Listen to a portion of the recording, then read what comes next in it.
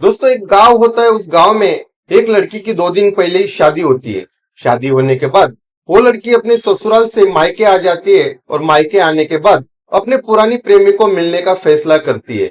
दोनों जन एक पुरानी खंडर सी स्कूल में मिलने के लिए एक दूसरे को बोलते हैं।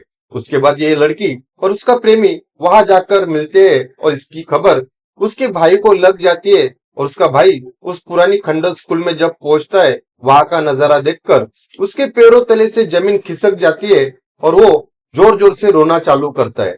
आखिर दोस्तों उसके भाई ने वहां क्या देखा? दोस्तों ये कहानी दो प्रेम करने वाली दो प्रेमियों की है।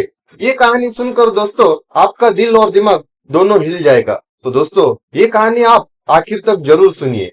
दोस्तों अगर आपने अब तक हमारे यूट्यूब चैनल भाव की बात को सब्सक्राइब नहीं किया तो प्लीज चैनल को सब्सक्राइब कर लीजिए, क्योंकि आपके सब्सक्राइब करने से और वीडियो को लाइक करने से हमारा हौसला काफी बढ़ जाता है। दोस्तों ये सच्ची कहानी है। महाराष्ट्र का एक जिला है जलगांव। उसी जलगांव जिले में एक छोटा सा गांव है पाचोरा। उसी गांव में एक लड़की रहती थी। उस लड़की का नाम साक्षी भोईर था और साक्षी की उम्र करीब 18 साल थी। साक्षी अपने बड़े भाई और अपने माँ बाप के साथ उस गांव में रहती थी। उसके घर के बाजू में ही एक लड़का रहता था। उसका नाम जितेंद्र था। जितेंद्र भी अपने बड़े भाई, दो बहनें और अपने माँ बाप के साथ उस गांव में रहता था। साक्षी और जितेंद्र एक ही स्कूल में पढ़ते थे और स्कूल की पढ़ाई होने के बाद एक ही कॉलेज में एडमिशन लेते। दोनों साथ में आते थे, साथ में जाते थे। दोनों में बातचीत होती थी। ये बातचीत कब प्यार में तब्दील होती है ये दोनों को पता नहीं चलता था। उसी गांव में एक खंडर सी स्कूल थी। हालांकि उस स्कूल में अब बच्चों को पढ़ाया नहीं जाता था। साक्षी और जितेंद्र मिलने के लिए उसी स्कूल में मिलते थे और वहां पे घंटों टाइम बिताते थे।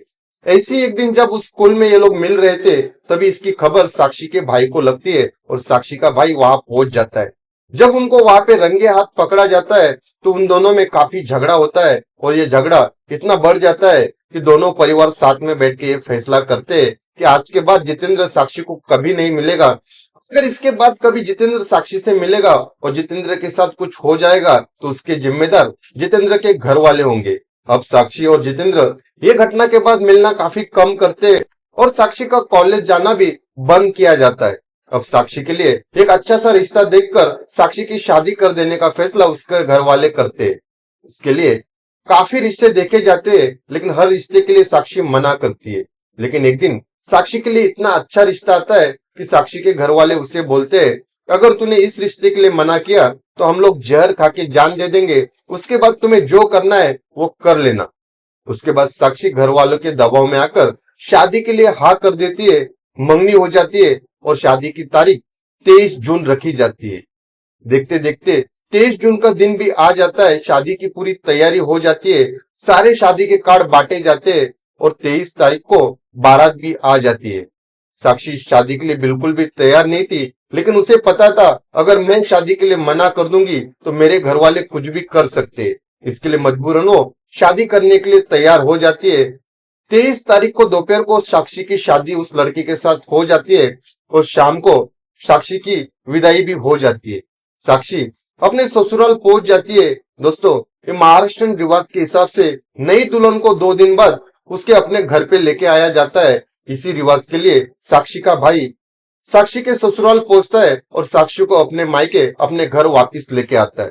जब साक्षी अपने मायके आ जाती है तो वो जितेंद्र से मिलने की कोशिश करती है। उसी दोपहर को जितेंद्र और साक्षी मिलते हैं तो जितेंद्र को साक्षी बोलती है कि मैं तुमसे बहुत प्यार करती हूँ और मैं अब अपने ससुराल वापस नहीं जाऊंगी। अगर तुम मेरा साथ नहीं दोगे तो मैं अपनी जान दे दूंगी। तभी जितेंद्र उसे बोलता है कि मैं भी तुमसे उतना ही प्यार करता हूँ और तुम जाने के बाद मेरा क्या हाल हुआ है मुझे ही पता है। तभी जितेंद्र साक्षी को बोलता है कि हम रात को वही खंडर सी स्कूल में मिलते हैं जहां हम मिला करते थे। उसके बाद साक्षी अपने घर पे आ जाती है। घर पे आने के बाद शाम का खाना हो जाता है, सबके साथ बातचीत होती है। तभी उसके घर वाले उससे बोलते हैं कि बेटा जो कुछ होता है वो अच्छे के लिए होता है।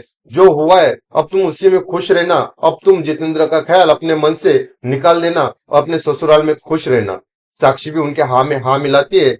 लेकिन शाम होने के बाद करीब 12 साढ़े 12 बजे साक्षी अपने घर से निकलती है और उसी खंडर स्कूल में पहुंचती है जहां पहले से जितेंद्र साक्षी का इंतजार कर रहा था। उसके बाद दोनों एक दूसरे से गले मिलते हैं, दोनों एक दूसरे से बातचीत शुरू करते हैं। ये सब में करीब 2 घंटे का टाइम हो चुका था। अब करीब रात के 3:30 बज रहे थे। साक्षी के घर पे यहाँ उसकी भाई की अचानक नींद खुल जाती है और वो देखता है कि साक्षी के कमरे का दरवाजा खुला हुआ है। जब ये भाई साक्षी के कमरे में जाता है तो वो देखता है कि साक्षी वहां पे नहीं है। उसके बाद वो अपने पूरे घर वालों को जगा के इस बात की खबर दे देता है। उसके बाद सबको यही लगता है कहीं साक्षी और जितेंद्र भाग तो नहीं गए। ये जानने के लिए साक्षी के घर वाले जितेंद्र के घर पे पहुंचते हैं और वहां उनको पता चलता है कि जितेंद्र भी घर पे नहीं है। तभी उनको यकीन हो जाता है कि साक्षी और जितेंद्र यहाँ से भाग गए हैं। अब ये सब में और 2 घंटे बीत जाते, करीब सवेरे के 5:30 बज रहे थे। तभी साक्षी को भाई को लगता है एक बार वहां जाकर देखना चाहिए जहां साक्षी और जितेंद्र मिला करते थे। तभी साक्षी का भाई उस सरकारी खंडर स्कूल में पहुंचता है और वहां पहुंचने के बाद जो नजारा वो देखता है वो देखकर उसके पैरों तले से जमीन खिसक जाती है और वो नजारा देखकर वो जोर जोर से रोना चालू करता है। उसके रोने के आवाज से साक्षी के घर वाले और जितेंद्र के घर वाले भी भागते भागते पहुंचते हैं और वो देखते ही कि साक्षी और जितेंद्र वहां मूर्त अवस्था में पड़े हुए दोनों ने खुदकुशी कर ली है। इसके बाद ये खबर पुलिस को दी जाती है। पुलिस घटनास्थल पर आ जाती है। घटनास्थल पे आने के बाद उनका पंचनामा किया जाता है और उसके बाद दोनों मृतदेह को पोस्टमार्टम के लिए भेजा जाता है। जब पोस्टमार्टम का रिपोर्ट आता है तो पुलिस साफ साफ बता देती है कि दोनों ने खुदकुशी की है। दोस्तों, साक्षी ने और जितेंद्र ने दोनों ने साथ में जीने मरने की कस्में खाई थी। उन्हें पता था कि ये जमाना उन्हें कभी मिलने नहीं देगा, इसके लिए दोनों ने मरने का फैसला किया। अगर साक्षी के घर वाले और जितेंद्र के घर वाले इस रिश्ते के लिए मान जाते थे तो आज उनके ऊपर ये दुखों का पहाड़ नहीं गिरता था। दोस्तों, जो साक्षी ने और जितेंद्र ने किया है, क्या उन्होंने सही किया या गलत किया? ये कहानी के ऊपर दोस्तों आपकी क्या राय है, ये हमें कमेंट बॉक्स में जरूर लिखिए। दोस्तों, ये सच्ची कहानी अगर आपको अच्छी लगी हो तो हमारे यूट्यूब चैनल भाव की बात को सब्सक्राइब कीजिए और बेल आइकन को दबाना मत भूलिए। तब तक के लिए अपना ख्याल रखिए, स्वस्थ रहिए। जय हिंद।